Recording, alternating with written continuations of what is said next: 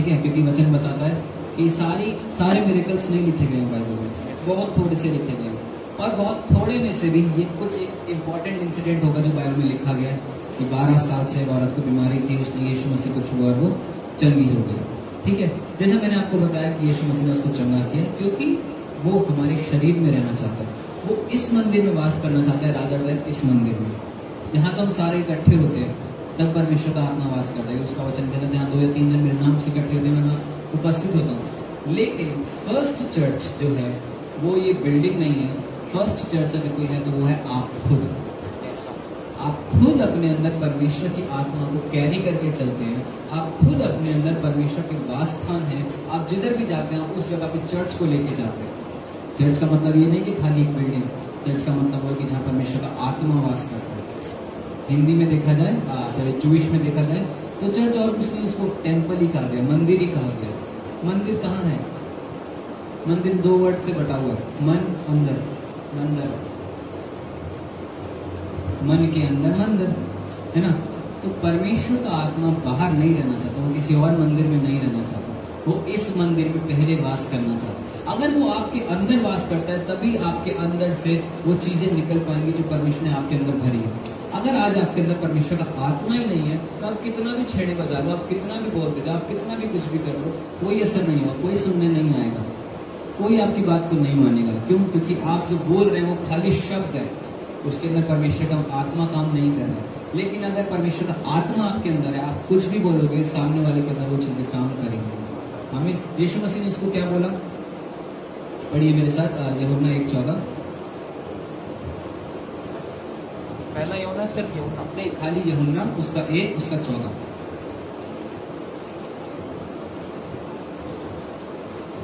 और वचन देहधारी हुआ और अनुग्रह और सच्चाई से परिपूर्ण होकर हमारे बीच में डेरा किया।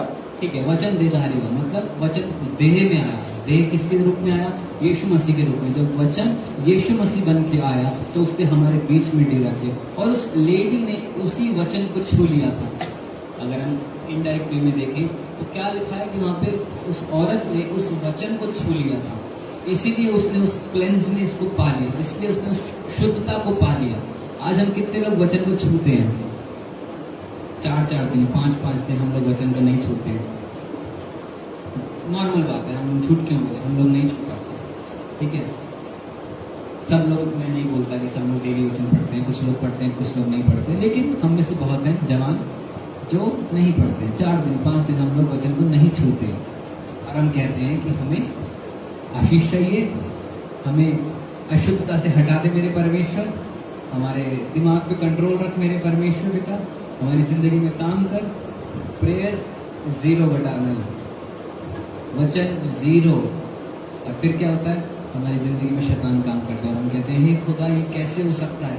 हम तो तेरे राज्य के लिए काम कर रहे हैं, हम तो तेरे लिए भाग रहे हैं मेरे परमेश्वर। शैतान हमारी जिंदगी में कैसे काम कर सकता है?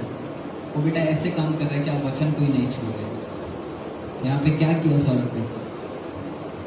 वचन देहधारी हुआ, यीशु मसीह का रूप लेकर आया और उस औरत ने वचन को छुआ। अगर आज वचन आपके साथ है तो मैं आपको बताऊं, आप वो काम करने की सामर्थ्य रखते हैं जो दूसरे सोच भी नहीं सकते हैं। आमीन, आमीन। मेरे साथ निकालिए लेवियावस्था 15 उसका 31।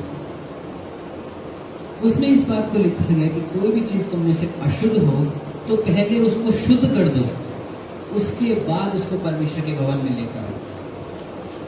पढ़िए फिर, अगर किसी निकाल दो 15 का 31। हाँ जी। इस प्रकार से तुम इजरायलियों को उनकी अशुद्धता से अलग रखा करो, कहीं ऐसा न हो कि वे यहोवा के निवास को जो उनके बीच में है अशुद्ध करके अपनी अशुद्धता में फंसे हुए मर जाएं।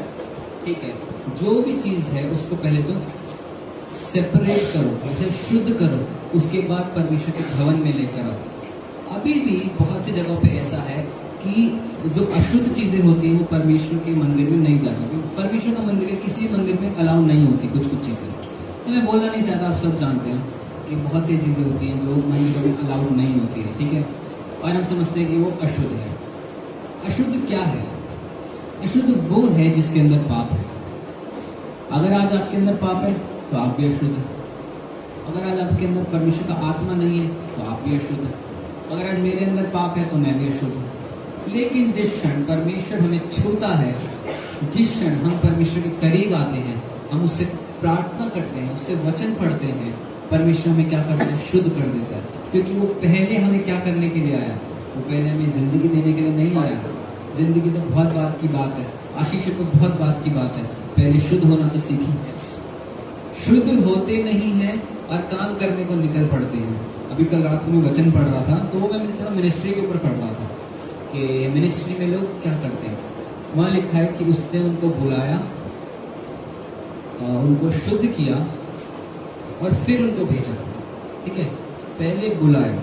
लोग क्या करते हैं, जब परमेश्वर बुला रहा होता है उस चीज को नहीं सुनते और सीधा बोलते हैं कि हाँ, हमने परमेश्वर के नाम को जान लिया, अब हम जाएंगे सुसमाचार फैलाएंगे। तरीका क्या है? पहले वो बुलाता है, फिर आपको नियुक्त करता है, फिर वो भेजता है। मतलब पहले अपनी बुलाहट को जानो, उसके बाद अपनी नियुक्ति को जानो कि परमेश्वर को किस चीज के लिए नियुक्त किया है, उसके बाद जाओ काम करने।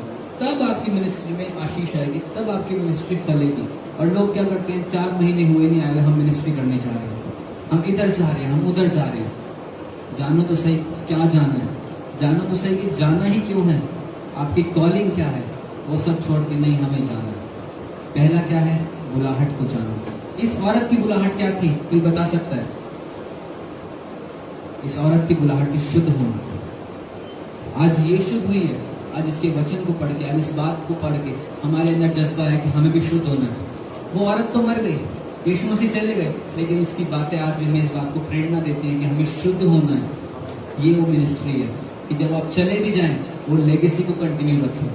ये वो मिनिस्ट्री है कि वो औरत आज नहीं भी है, आज हम उसकी बातों को सुन के प्रेरणा ले रहे हैं।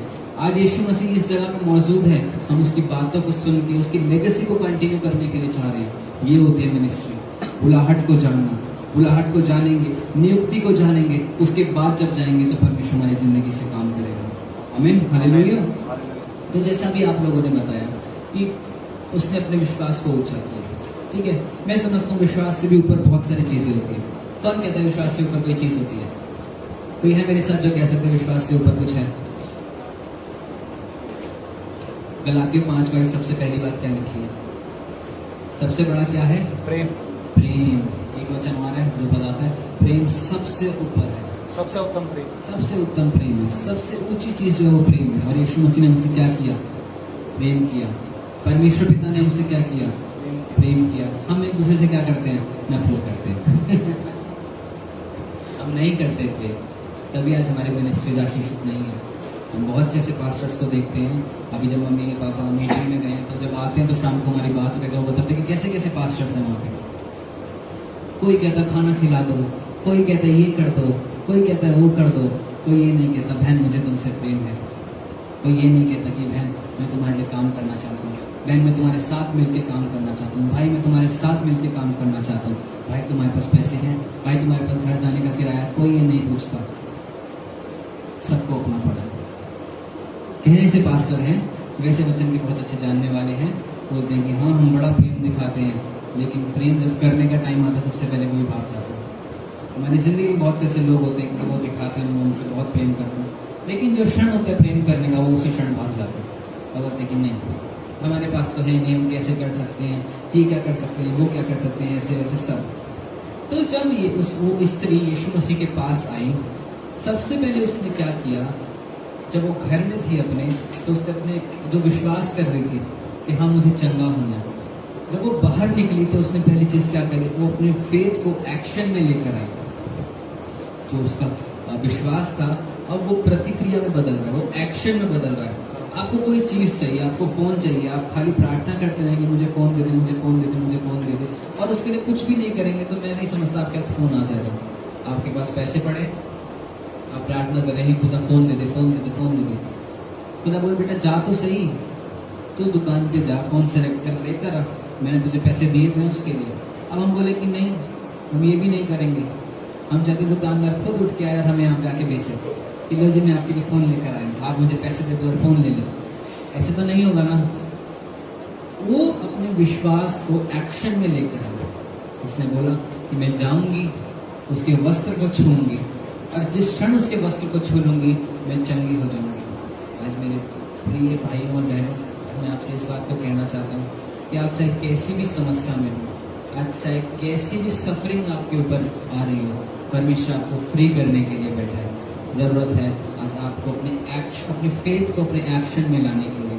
जैसे उस 12 साल की बीमार जो लेडी थी, जिसने किसी को नहीं बताया होगा कि अब से क्या होने वाला है, मेरे साथ क्या हो रहा है, कुछ देर में क्या होगा मेरे साथ। उसने इस बात को देखा, उसके पास हो सकता है कोई आया हो जिसने बोला हो कि ये औरत कुछ देर में यीशु मसीह यहाँ से आने वाले हैं, उठ तैयार हो जा। हो सकता है आज तेरी चंगाई कर देंगे, हो सकता है आज यीशु मसीह तुझे छू जाए, हो सकता है यीशु मसीह की एक नज़र तुझसे पड़ जाए, तो आज तेरे मिरेकल का दिन बन सकता है। आज वो दिन हो सकता है जब तू आशीष पा जाए, आज वो दिन हो सकता है जब तू अपनी सफरिंग से निकल जाए। और आज मैं आपको बताना चाहता हूँ कि आज वही दिन है, आज अपने आप को तैयार कर ले। यीशु मसीह इस जगह पे आने वाला है, वो इस जगह से आने वाला है। जैसे वो उस जगह से निकला था, उसने खाली उस जगह पे निकला और चंगाइयाँ होनी शुरू हो गई। जब वो वहां से निकला, उस औरत ने से छुआ, वो चंगी हो गई। आज मैं आपको बताऊं, यीशु मसीह आप यहाँ से आने वाला है, वो आपको क्लीन करने के लिए यहाँ से आने वाला है, आपको चंगाई देने के लिए यहाँ से आने वाला है। जैसे वो उस लेडी के पास आया, वैसे वो आज आपके पास भी आने वाला है। जब उसने देखा कि यीशु आने वाले हैं, तो उसने सोच लिया कि आज मैं इसके वस्त्र को छू लूंगी, आज मैं अपनी चंगाई को लेके जाऊंगी, आज मैं अपने मिरेकल को लेके जाऊंगी। इतने लोग दिख रहे, इतना धक्का मुक्की हो रही, नो मैटर व्हाट, कुछ भी हो, आज मैं अपनी चंगाई को लेके जाऊंगी, आज मैं उसके पास पहुंच के रहूंगी, आज मैं यीशु को छू के रहूंगी। क्या हमारा विश्वास ऐसा है? हम लोग प्रेयर करते हैं, सब कुछ करते हैं, हमारा विश्वास कहाँ जाता है? हम कभी प्रेयर में बोलते हैं कि परमेश्वर जब तक तुम मुझे टच नहीं करेगा, जब तक तुम मुझसे बात नहीं करेगा, मैं नहीं उठूंगी। हम नहीं करते इस चीज को। 2 घंटा हो गया, 4 घंटा हो गया, यीशु मसीह बात ही नहीं कर रहा, हम बैठे हैं फिर भी, यीशु मसीह तू बात कर। 10 मिनट हो गए, 15 मिनट हो गए, ठीक है, यीशु मसीह बात करने का मूड नहीं है उसका, चलो उठ जाते हैं। हम ऐसे प्रेयर करते हैं। लेकिन उस लेडी को देखो, बीमार थी, चंगाई नहीं थी उसके पास, हाथों में दर्द था, पैरों में दर्द था, चल नहीं पा रही थी, पता नहीं खाना खाया था कि नहीं खाया था। वहां पे इतने लोग थे, धक्का मुक्की हुई, हो सकता है गिर गई हो सकता है किसी का धक्का लगा हो, उसके पैर पे लग गई हो सकता है उसके हाथ पे चढ़ गया हो सकता है उसके हाथ से खून आ रहा हो सकता है उसके घुटनों में से खून आ रहा हो। लेकिन जरा आप सोचिए, वो 12 साल से बीमार औरत उस जगह पे अपनी चंगाई को लेने के लिए खड़ी है। उसने ये नहीं देखा कि मुझे चंगाई मिलेगी कि नहीं मिलेगी, उसने बोला कि अगर यीशु मसीह का मैं वस्त्र भी छू लूंगी तो मैं चंगी हो जाऊंगी। उसने इस बात की आशा नहीं रखी कि यीशु मसीह मुझे छुएगा, उसने इस बात की आशा रखी कि अगर मैं यीशु मसीह को छू लूंगी तो मैं चंगी हो जाऊंगी। आज हम क्या करते हैं? हम इस बात को करते हैं कि हम यीशु मसीह हमें छू लेगा, हम तो चंगे हो जाएंगे। लेकिन हम इस बात का विश्वास नहीं करते कि हम भी तो उसको छू सकते हैं। हम कहते हैं हमारा बाप है, आप अपने बाप को छू नहीं सकते क्या? आप अपने बाप से बात नहीं कर सकते क्या? आप अपने बाप से हंसी मजाक नहीं कर सकते क्या? है आपको कुछ बात का गुस्सा आ रहा है, अपने बाप से बात नहीं बोल सकते, पापा ये बात गलत कर रहे हो, आप नहीं बोल सकते क्या? सब बोल सकते हैं। जब बाप हमारे ऊपर अधिकार रखता है तो हम भी अपने बाप पे अधिकार रखते हैं कि बाप तू मेरा बाप है, तूने मुझे जन्म दिया है, तेरी जिम्मेदारी हूं मैं, आज मैं तुझे छूंगा, देख कौन रोकता है। तो यीशु मसीह वहां से गुजरा, उस औरत का विश्वास क्या था? आज मैं उसको छू के रहूंगी, देखती हूँ मुझे कौन रोकता है। मेरी बीमारी मुझे रोकेगी, ये लोग मुझे रोकेंगे, ये धक्का मुक्की मुझे रोकेगी, ये स्मेल मुझे रोकेगी, लोगों के ताने मुझे रोकेंगे, ये जो जख्म मेरे हाथों पर रोकेंगे वो मुझे रोकेंगे, कुछ मुझे नहीं रोक सकता। तो वो उसके पास पहुंची, उसने यीशु मसीह से नहीं पूछा क्या मैं तुझे छू सकती हूँ? यीशु मसीह ने उसको परमिशन भी नहीं दी, हाँ मेरे को आके छू ले, कुछ ऐसा नहीं हुआ। उसने डायरेक्ट जाके उसके छू लिया और यीशु मसीह जान गए मुझे सामर्थ्य निकली। अपनी सामर्थ्य को आप जाने कि आप क्या सामर्थ्य रखते हैं, अपने अधिकार को जाने कि आप क्या अधिकार रखते हैं। यीशु मसीह को छूने के लिए आपको किसी की परमिशन की जरूरत नहीं है, यीशु मसीह की परमिशन की जरूरत नहीं है। बताऊं क्यों? क्योंकि जब आप यीशु मसीह के पास जाते हैं वो आपको कभी रिफ्यूज नहीं करता, वो आपको कभी रिजेक्ट नहीं करता। आप कितने भी पाप कर लें, आप कितनी भी गलतियां कर लें, आप कितना भी किसी को बुरा कर लें, लेकिन जिस क्षण आप यीशु मसीह के पास पहुंच जाते हैं, उसे बोलते हैं परमेश्वर मैं तुझे छूना चाहता हूँ, मैं तेरे पास आना चाहता हूँ, वो कभी आपको रिफ्यूज नहीं करता, वो कभी रिजेक्ट नहीं करता, वो कभी नहीं कहता कि तू पापी मैं तेरे से बात नहीं करूंगा, वो कभी नहीं कहता कि तू पापी मैं तेरे पास नहीं आऊंगा, वो कभी नहीं कहता कि तूने उसको बुरा बोल दिया मैं तेरे पास नहीं आऊंगा, बल्कि वो हमारे पास आकर हमें बताता हमारे गलतियों को, बेटा तूने इससे गलत बोला, तो जाके उसे सॉरी बोल दो। वो ये नहीं कहता कि जा